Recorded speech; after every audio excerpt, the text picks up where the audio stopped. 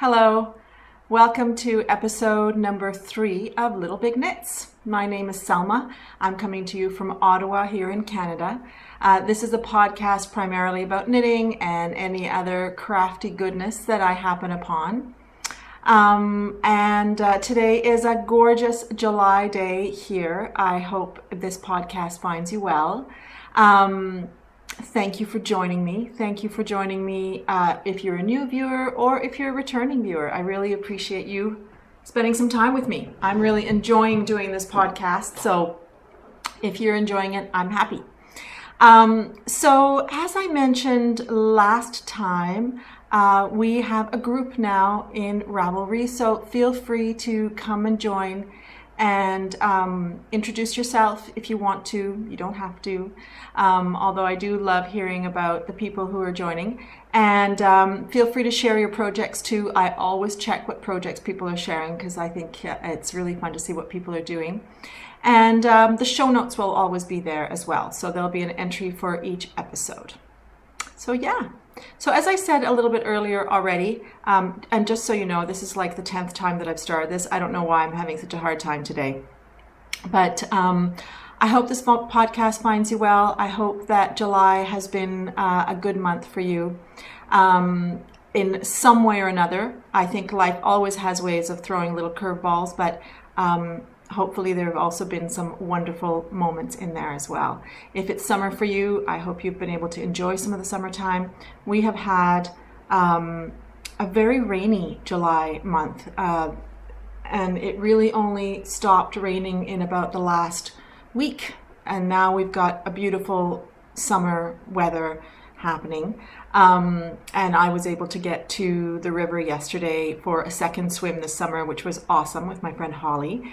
And then we went out for dinner afterwards. And if you happen to follow her, she posts a lot of pictures of food, and she posted all about what we ate yesterday. There's a great restaurant near the river where we go swimming that serves primarily fish foods.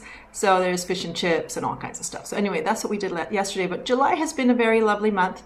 I told you last time that my daughter was away for the month, so it's been a quiet month, and it's been nice. Although I have to admit that I think I'm ready to have her back in the house. I'm missing her. We did go visit her at camp last weekend. It was visit day, and so it was fun, and the water there is just so awesome, and she's swimming every day, so it's been great. But it has been a little bit like a staycation around here, which has been nice. I'm still working. I'm not off, that's for sure. I work every day, but it's been a little bit more of a relaxed feeling, which has been really nice, and we haven't had to make lunches every day for everybody and things like that, which has been also really, really nice. So I have had some time to knit a little bit. We may as well get right into the knitting. So today I've got an FO for you, as well as a whip and a couple of swatches to show of things that I'm about to start. And also I thought that I would share a dud with you. I don't know quite what to call it. Is it the dud corner? But I thought I'd share a sweater that I've never been able to wear because of the way it turned out. And so I'll share that with you a little bit later. And then, as I said the last time I podcasted, it had been my birthday. And I had done some online shopping, perhaps. So there's some yarny goodness to show you, as well as some yarny goodness from Sue, the Two Tangled Skeins as well, and some other things. So I'll show those to you later in the episode. So shall we begin with the FO? I finished the Paloma sweater, which is what I'm wearing. So last time I wore my sort of gray blue one, and I have finished this one, and it has turned out very well overall. I will definitely be wearing it. It's not going to the dud corner. And I'll show it to you, and then I'll tell you what I'm a little bit less pleased about. But here it is. It's got a great fit. It's got nice looseness here, and sleeves are 3/4 sleeves, and they came out great. I'm quite happy with it. What I'm a little bit less happy with is how wide the neck ended up, and I don't quite know what happened, to be honest. I don't know what happened. I decreased some stitches along the front and the back. I did it twice actually, because the first time it was really floppy. So I decreased stitches along here, and it's ended up almost a little wider than my original one. And I'm not totally sure what happened, but I think there might be a couple of reasons for this. One reason is that the armhole ended up a little bit narrow. So my arms are a little bit narrower than in the other sweater I have. Now this may change with time, because this might, you know, loosen a little bit and such, but the actual armhole is like, it's not very deep. I've got biggish arms, and I think that may be contributing to pulling this a little bit, and I think I probably could have just done this a little bit more close in, like done the few decreases that are here a little bit closer in, but I'm still very happy with it. You know, it may not be a 10 out of 10, but it's close enough. And I'll definitely be wearing it. It's a good length, it's a good fit. It's comfortable, like I don't feel like it's gonna come off my shoulders. And, you know, I'm fine with that. So, and I love the color. It's great. And I'm just noticing that my new highlights go quite lovely with it. So anyway, yeah, this is the Paloma sweater, which is by Kim Hargreaves. I didn't bring the book down today to show you, because I showed it to you last time, as well as the time before, I think. But it's out of her book called Whisper, and which is a paid-for book. It is meant to be knit out of, I think, the Rowan, oh dear, sorry, one of their linen yarns, I think. But it's a DK weight sweater, and I made it out of a yarn called Maya by, oh dear, I forgot to write that down, but I think I have it on my previous notes. No, I did not write it down. I think it's by Estelle. I'll have to check, and I'll put it here in the down bar. But anyway, this is the FO that I have for this time. Very happy with it, and I think I would even make a third one at some point in the future. It's a very easy knit. Oh, and the one thing I mentioned last time, which I was wondering what was going to happen, is I was wondering if the wrap rows, where you wrap the yarn twice and drop stitches, so the drop stitch rows, I wondered if they were going to flatten out, and they really did. When I finished the sweater and I sewed in all the ends, I stuck it in water, got it all wet, and I laid it out on my drying rack outside, and it dried up very nicely. So it's going to be an easy sweater to have, and this is a mercerized cotton, so we'll see how it wears. But I enjoy it so much that, and it's just one of those easy wears. I could see myself finding some yarn again in the future and making it again, because it's just really easy. And as I was going to say, I think I got distracted. I suspect that might be happening quite a bit today. I don't know why, but I feel like I was having a hard time getting myself organized for the podcast today. The only complication in here is the drop stitch rows, because they can be a little bit tight. I don't know why. I was trying to do them, I was torn, because I wanted to do them so that they were nice and neat, but if I did them tightly, then I couldn't move the yarn. Once you've wrapped the yarn twice, the next row was just really hard to push them along the needle, so I had to do them a little bit more loosely, but not so loose that it became sloppy. So that was probably the biggest challenge, because otherwise this sweater is a piece of cake. I did modify it. It's meant to be a pieced sweater. I knit it all in the round. And it's the kind of sweater that really you can just figure out your gauge, figure out how much ease you want, and just start it. Like it's so simple, and that's what's kind of nice about it. There's a certain mindlessness to it. But it's really, I just knit in the round pretty much straight up. I did do a little bit of tapering. I started with it a little bit tighter at the bottom and tapered and did a few increases so that it was a little bit wider. It's really not noticeable, but I just wanted to have a little bit more looseness up here, and I wanted there to be a little bit more of a drop shoulder. I knit in the round instead of in pieces, and then I picked up the stitches from down here from the edge and really just knit straight down. I ended up with a very, very slight bell sleeve, but very, very slight. So I could have maybe done a few decreases here or done this section here where there's these extra rows of drop stitches. I could have done them with a smaller needle, but I didn't end up doing that. But you know, that was about it. It's a really rather easy construction, and in the actual pattern, if you ever see the pictures, you notice that the model's got her hand on her waist, and you can actually see that there's a lot of fabric of the sweater behind. It is meant to be an extremely loose fitting sweater. I made mine kind of more according to what I wanted to make it. So I didn't want quite as much ease. I'm short, I'm only 5'3", and I would say a little on the stocky side of things. So I just felt like a big loose sweater was not going to be necessarily the most flattering thing for my style of body. So I preferred things, I wanted a little bit of ease because I didn't want a tight sweater, but I wanted it a little bit more fitted so that I could wear it in all kinds of things, in all kinds of ways, I should say. So there you go.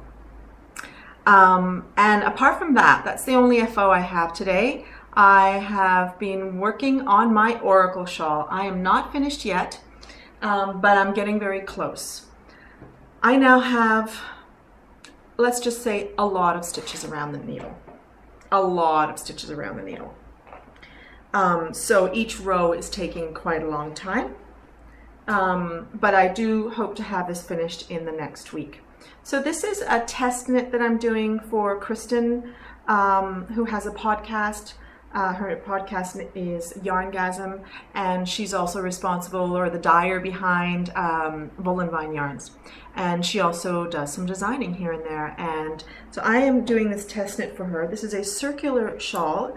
If you weren't here last time, and maybe you've seen it on Instagram, on her, if you follow her. I can't really show you much. It just looks like a ginormous blob at this point.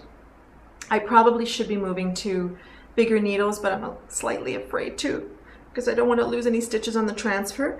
But so far it's still, I mean, they're kind of bunched on this needle, but it's working. It's about a 40-inch needle. And I think the last time I podcasted, I think I was just in here in this second brioche section. So since then I have managed to get to the last lace section, which is where I am now, and then the bind off. Very much enjoying this. Each section itself, there's, you know, like it's repeated lace and repeated brioche. So that's really great because you're back into the same lace. And it's not complicated, although it's very holy. It's not a complicated lace. She has said that this is an intermediate advanced pattern, and I realized the stitches themselves are not so complicated. As I said last time, I think it's probably good to have some lace experience before you get into this. Brioche is actually extremely easy. So really don't let brioche stop you from taking on a project, especially if it's just a basic brioche like this. It is so easy. But what is more complicated about this pattern is the number of stitches. And that's really it. Once you get into having several hundred stitches on your needles, keeping track of stuff may be slightly difficult, or if you lose count or you make a mistake, trying to figure out where that is it going to be a little bit more challenging than if you only had 100 stitches on your needles, for example. So as long as you're good at reading your knitting and solving problems, this is great. But I would suggest that you do kind of need to have those skills a little bit, or have the patience to figure it out. but the stitches themselves are not particularly difficult, and it's been a really, really enjoyable knit, and I'm going to be very happy with how it comes out. I mentioned last time the yarns that I used. This is a hand-dyed yarn that was gifted to me by Jessica of Sarah Nova Crafts. The dark navy, which is looking black, but there you go. The dark navy and this sort of gray lilac color were both gifts from Kate of Hawthorne Cottage Crafts, who also has a podcast. And the yarn is Ellie and Ada in her merino silk base. The dark blue is called Calligraphy Ink, and this one was called Hydrangea.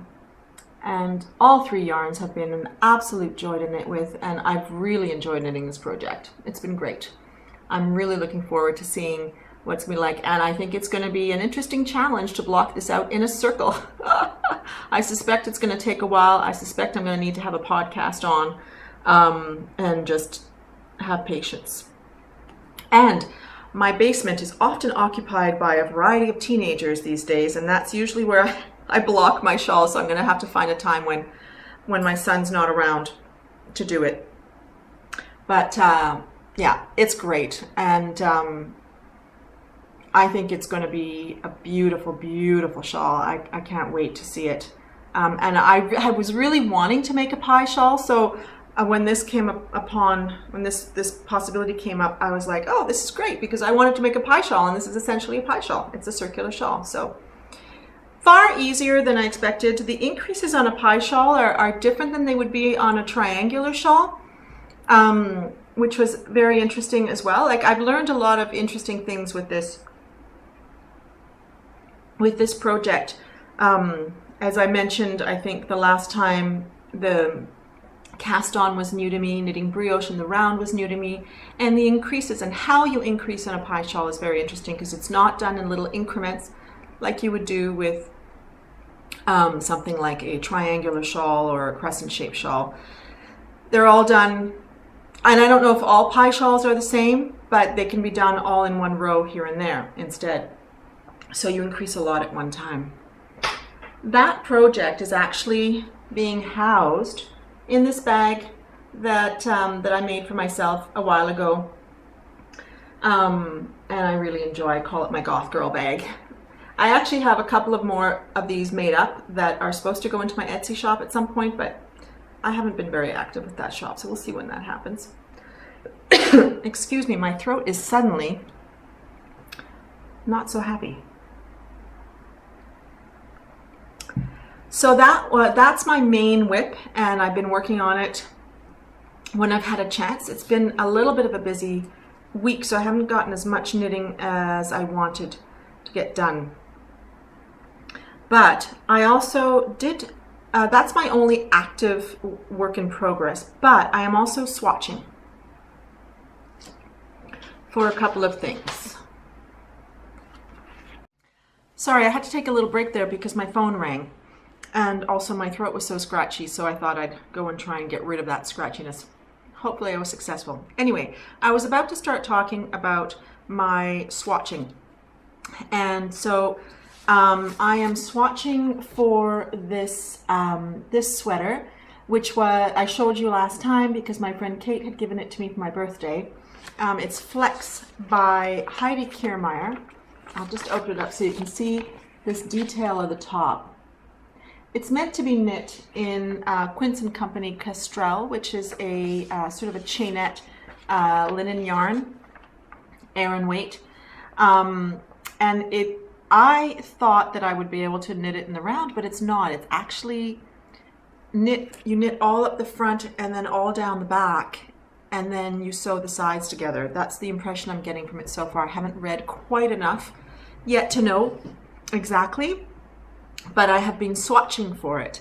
And I am using a yarn by Katia called Fanny.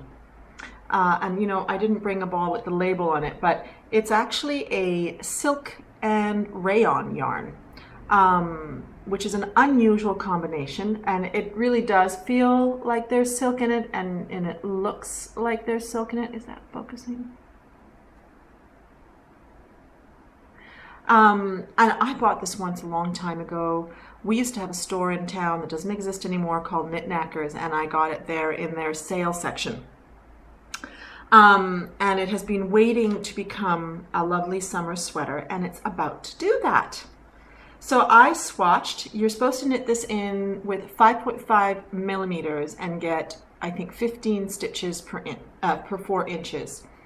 I started swatching. The bottom swatch here, part of the swatch, was with 5.5 millimeters.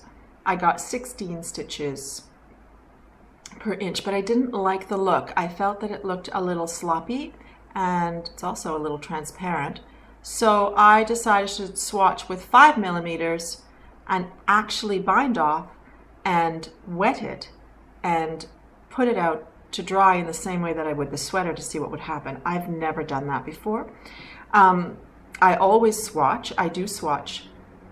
But I just, because the fibers in this sweater, I just wasn't quite sure, and probably also because of the dud that I'm going to talk to you guys about later, I wasn't quite sure how this yarn was going to react once it got wet. Was it going to stretch a lot and stuff? So I decided to do the whole shebang, and it didn't stretch. It sort of stayed the same. The funny thing is that with 5.5 or with 5 millimeters, it was at around 16 stitches. So my gauge is slightly off, but I'm not terribly worried because this sweater is meant to be knit with a lot of ease. So there'll just be slightly less ease, which I am happy with. I've seen different versions of it knit by people where it's very loose or slightly less loose, and I prefer the slightly less loose versions. So that's what I'm aiming for. So that was one thing that I did this week, and I am hoping as I get closer and closer to the end of the oracle to be starting this soon.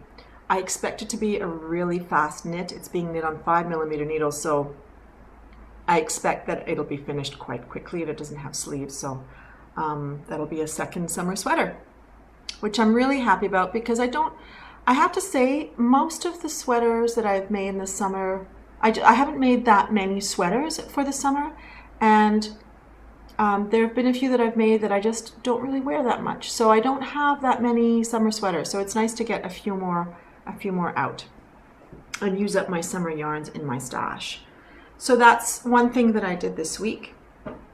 And then in episode number 1, I talked to you about a yarn that I had bought to make something for my daughter. I had showed this yarn to you. Oops. Katia Spring Rainbow, which is actually, I realized after, I assumed it was cotton. It's not. It's a cotton acrylic blend. So anyway, this is the one that Isla really wanted, and she wanted a sweater. But since then, I realized that she was constantly, oh, I was going to bring it, but I didn't. Anyway, she was constantly wearing a poncho that was crocheted in the 70s or early 80s for my sister-in-law. So she wore it when she was a kid, and Isla has been wearing it, and she's really outgrowing that poncho. Like it's really for a smaller child, but she wears it all the time. The hood she can barely get it over her head. And so I said, Isla, are you sure you want a sweater, or would you be happy with a poncho with this yarn? And she said, you know what, I'd be happy with either. So I have been swatching to see what this is like and what the gauge is like, and I started wanting to make her a poncho instead of a sweater, but since I've been knitting up the gauge swatch, so this was knit with 4.5, and I really didn't like that. Like, it's really loose. This is knit with 4. I'm still finding it a little on the, it's okay, but I am going to continue swatching with a 3.75 millimeter to see what happens, and then I think I'll decide whether I'm going to make a poncho or a sweater for her. And she'll probably be home by then, and we can make that decision together. I had hoped to make this for her in July, but that's okay. It's probably better, especially if I end up making a sweater, to make it while she's around so that we can, you know, talk about any decisions that need to be made along the way. But it's a very splitty yarn. I'm not going to say I love it.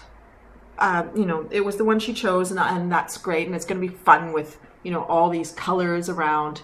But it's quite splitty, because even when you look at it, you can see that, you know, they're not tightly plied in any way. So it's a little bit of a splitty experience. I'm going to have to watch as I knit a little bit more. And if I decide to make a poncho, I'm going to make a hooded poncho. And I've been thinking about the design. I have a book upstairs with wraps, so I'm going to see if there are any hooded ponchos in it. But I have been thinking about starting at the top and starting with a magic cast on like you would do for a toe-up sock. And rather than going in the round, going, you know, back and forth like this to build the hood, and doing an I-cord edge if possible. And then figuring out what I would do here to then move into the poncho portion of it. So I've been sort of toying with ideas and figuring I'm just going to sort of make it as I go, starting with the turquoise because she wants the turquoise at the top, and ending with the bright pink at the bottom. And this has 600 yards, about 656 yards, 600 meters. So I figured that if there weren't enough, then I could start into the second ball with the pink, and so it would just end in the pink. We'll see what happens, or it'll end up as a sweater. We'll find out next time, because right now it's still a little bit of a mystery what this is going to end up being. But I'm expecting that the end of July and the month of August are going to be spent on those two projects. So those are my whips. I think that that is it. Sorry, my camera, you should see my setup. It's really not very professional. I've got a little children's chair on the table with a book and the camera leaning against that. That is my setup. That's how it's been for the last 3 episodes. We'll see if I ever get any more professional than that. So,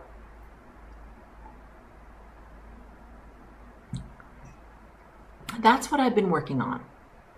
What I wanted to share with you next is my dud.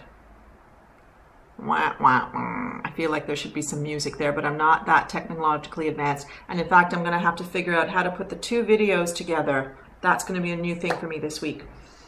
So I made a sweater in 2012. So this disappointment has been sitting around for 5 years. And I think I made it in the summertime. It's a top by Annette Danielson. She's a well-known Danish designer. Oh, I'm so sorry. Suddenly, is she Danish or is she Norwegian? Maybe I'll try and find out and put it in the down bar. But she's got quite a few designs. Not all her designs are in English. But this sweater called The Clitter is translated in English. And I made it, as I said, in 2012.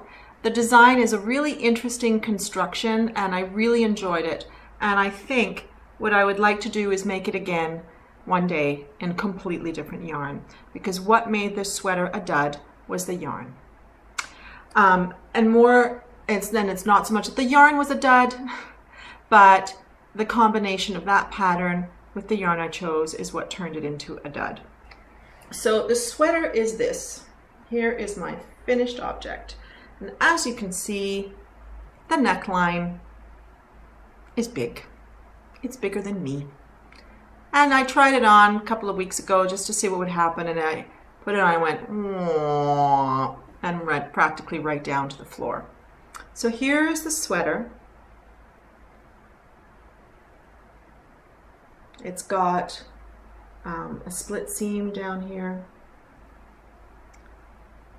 And the construction was very interesting. It was all made in the round, and it's almost like a gigantic chevron to create the V-neck in the front and the back. So you increased and decreased and increased, decreased, you know, that kind of thing. Actually, I think you increased up here and you decreased in the front and the back here to create the V-neck. And the sleeves. Now the original one I think is made in wool, and what happened here was that I used 100% regular plied linen. The white that I used is Katya linen, and the blue-gray was a Punta Yarns Montoya linen. Beautiful, beautiful yarns, and I would knit with them again. Excuse me, I got something up my nose. But as you can see, like, there are two issues.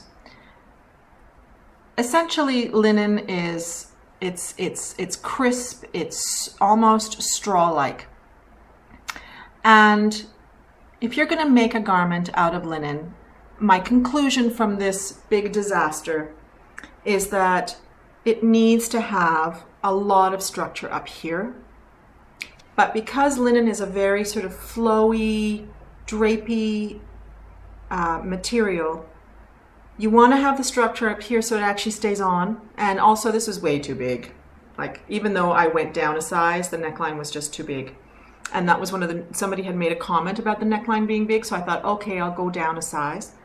But I probably would have needed to go down way more and use a different material. But I think with linen, you need to have the structure here, but you have to also accept the drape of that material, and so not expect structure in the rest of the sweater. So if this had had a more structured neckline and a more, you know, and what I mean by structure is perhaps, you know, seams more closed up here, then I think it would have been fine. The rest of the sweater actually fits, like it's not too big. It's just the neckline that is just ridiculous. The sweater hangs okay, but I can't keep the darn thing on. I did think about crocheting along the edge and trying to like bring it in a bit. I honestly don't think it's going to make a huge difference. And what I was going to tell you earlier is even where I wove in ends, I would have needed to treat this very differently than wool because it's just slippery. It's got a mind of its own. And Espace Tricot actually had, I don't know if it was their last episode or the episode before that, where they talked about weaving in ends. And somebody had asked them about weaving in ends. And they talked about weaving in ends for things like linen and cotton, that, you know, a knot is sometimes a good idea, and doing it along the side where it's less noticeable. But yeah, I've got actually ends coming out all over the place. I've worn this once. I wore it once, this sweater, and had a very uncomfortable day because I had a hard time keeping it on. So yeah, this was a serious dud. So my lesson from this is that this kind of a crisp plied linen, if you're going to make a top with it, make sure that there's structure. I have another sweater here that I actually have worn a lot. It's made out of linen, but it's made out of a chainette linen, like the Quentin Company Castrel that I mentioned earlier. This is Lang Lino, and I made the summer solstice. I actually took a picture on Instagram not long ago with me wearing this cardigan. I love this cardigan. There is enough structure in the top that it keeps it on, but it's also chainette. And I don't know if you're going to be able to see any of that, but it's not plied. So you don't have the long fibers just all sitting together, slightly twisted. It's actually like the fibers are knit together. So it creates a very different kind of fabric. It's a much softer, less crisp fabric, and it's a lot easier to work with. I have made 2 sweaters using the Lang Lino. I would make 2 more sweaters using the Lang Lino. It's a wonderful yarn. And so I'm looking forward to finding more chainettes. And for the other sweater quantities that I have of regular linen, because I actually have more, I love linen, they're sitting around for longer than I would like them to because I'm struggling to find a pattern that I'm going to trust that the sweater will fit. If you happen to have any suggestions, let me know. And if you have any pointers about working with linen, let me know.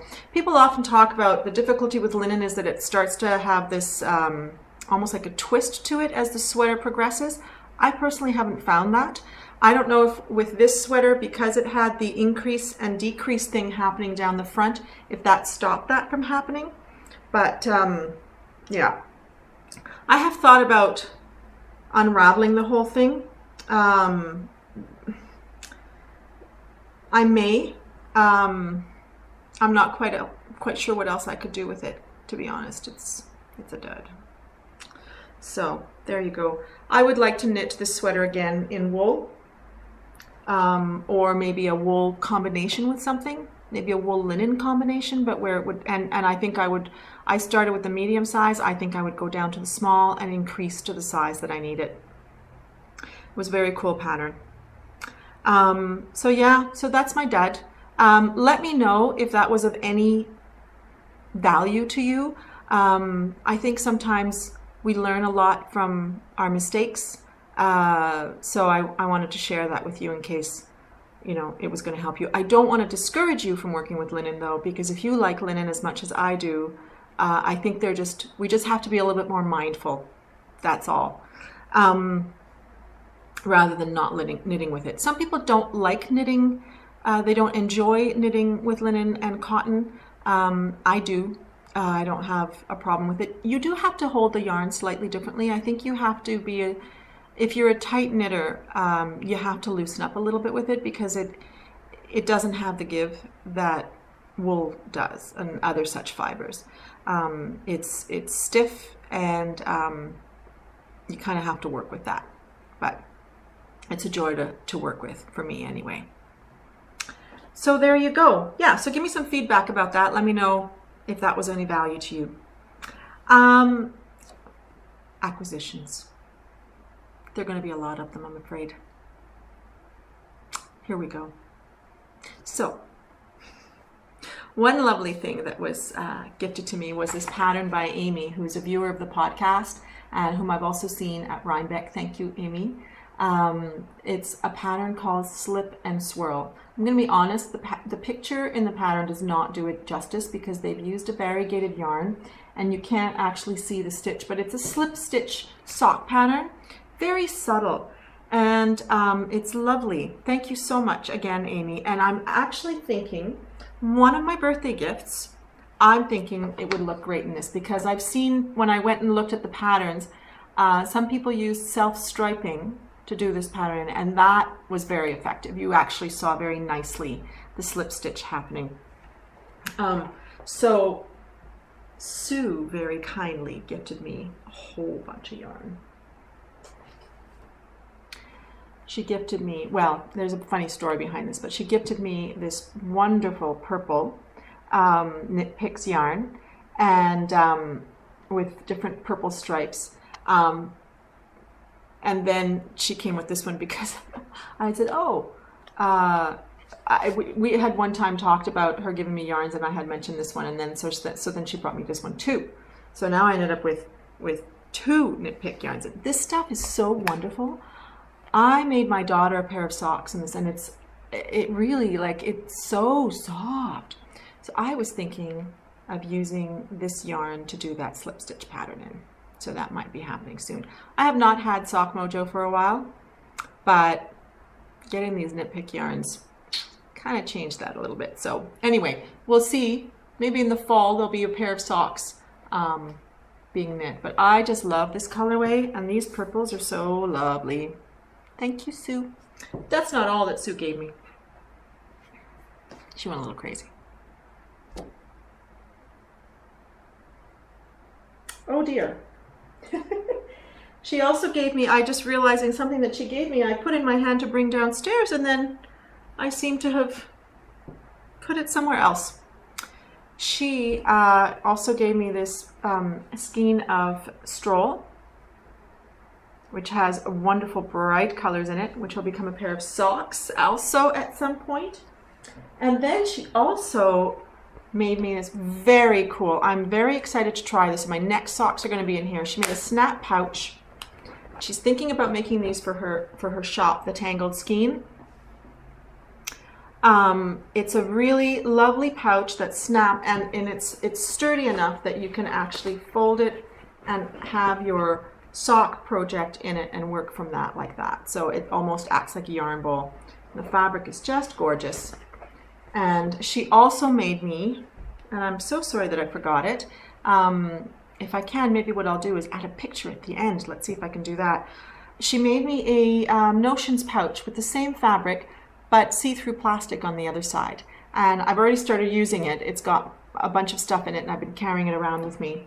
And it's really, really lovely too. So thank you, Sam. Also received a gift, although this was not birthday related, from Ravenswood Fiber. She gifted the 2 Tangled Skeins a bunch of yarn, and so Sue asked if I wanted one, and I was like, sure. And I actually got the green. And it's just so fun. I just love this green. I've been really into mint green lately, even though I'm not sure that it's the best color for me. Mint green has been speaking to me for some time now. Look at the orange in there too. So I chose this one, and it's just beautiful. Thank you. Thank you very much. It's called Ravenswood Fiber Company. It's from Nova Scotia here on the east coast of Canada.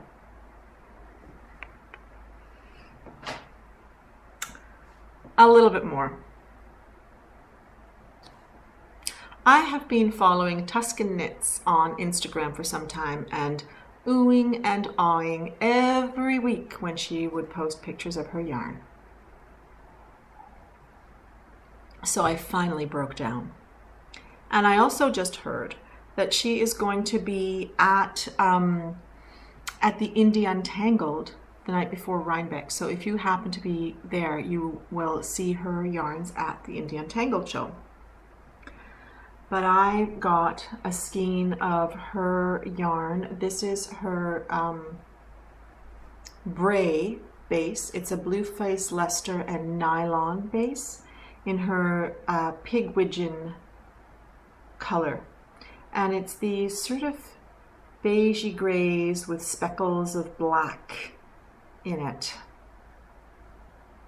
And I am so intrigued by it. And I feel like it's going to become a 2-color shawl with a darker color like black or a dark gray. I feel it's going to be my Halloween shawl somehow. There's something kind of Edward Gorey about this, don't you think? Anyway, it really does make me think of Kristen as well, because she's very much into Edward Gorey. And when I got the skein, it was a little bit less lavender than I expected it to be. But I thought, oh, Kristen Kapoor recently came out with a new shawl called Avian, A-V-I-A-N, and I thought this with black in that shawl would be a very sort of gothic look. Anyway, I really like it a lot, and her colors are very interesting. I mentioned last time I also got myself the new Len magazine, which is, again, kind of like I said for making, more like a book than a magazine, and it's really fantastic. I had mentioned that the first one didn't call me. This one, so many beautiful things. So many beautiful things. Really, really worth it. And there's even an article about Helsinki, which I didn't realize. Nobody had mentioned that, or I hadn't paid attention. And Helsinki is a city that I was born in. So I was like, oh, look at that. There are actually Scandinavian recipes in here, and just wonderful, lovely patterns, many beautiful sweater patterns, which I of course like to see. And there's also some ads, and one of the ads is for Twist, which is a fiber festival near here happening in August.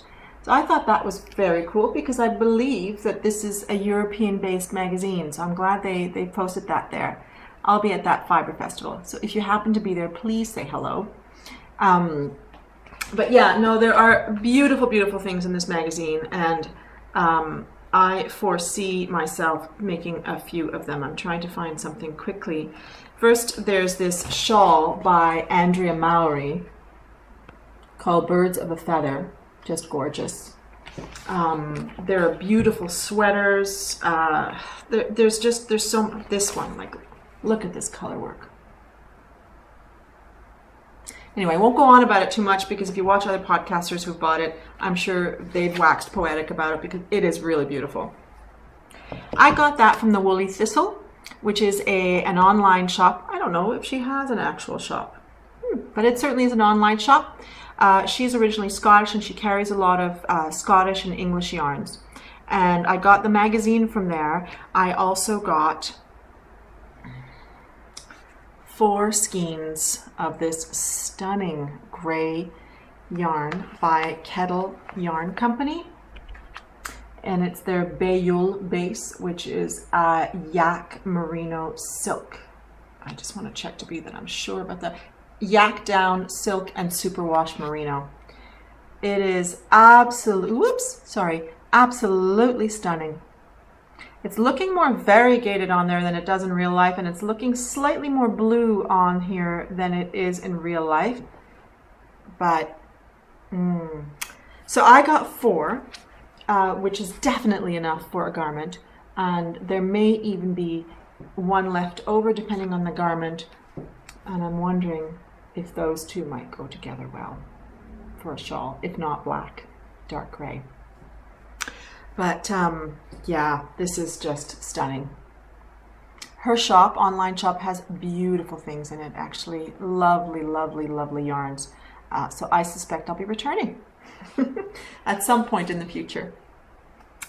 Yeah, and that's enough. That feels like a lot of yarn that came into my life suddenly. I am still waiting for 1 more skein from my birthday purchases. And that'll be arriving soon. I decided not to go to the mailbox to check, just in case it did come in the last couple of days. Our mailbox system, we have a stupid mailbox system. I'm going to call it stupid because it really is. They used to deliver house door to door. I live in the city, but just before the last change of government, the previous government wanted to get rid of door to door postal service, and so they created these, these sort of community boxes where we have to go pick up our mail. It was just being implemented when the government changed and they stopped it, but we still have to go to the box. So I don't get my mail at home, so I go once or twice a week, or I send a kid to check what there is. And so I didn't go and check because I thought, you know what, I've got enough acquisitions to show on the podcast for now. I'm trying not to buy too much, so I just went a little bit nuts for my birthday, because before that I really hadn't bought much. So anyway, I think my media card is going to be full. My phone just told me, so I should probably let you go. But thank you very much for joining me today, and please come and join the group if you like, and feel free to subscribe as well. Leave any comments in YouTube. I very much enjoy receiving the comments and responding. And that's it for now. Enjoy the rest of the month of July. We'll probably see you at some point in August, and take care. Happy crafting. Bye.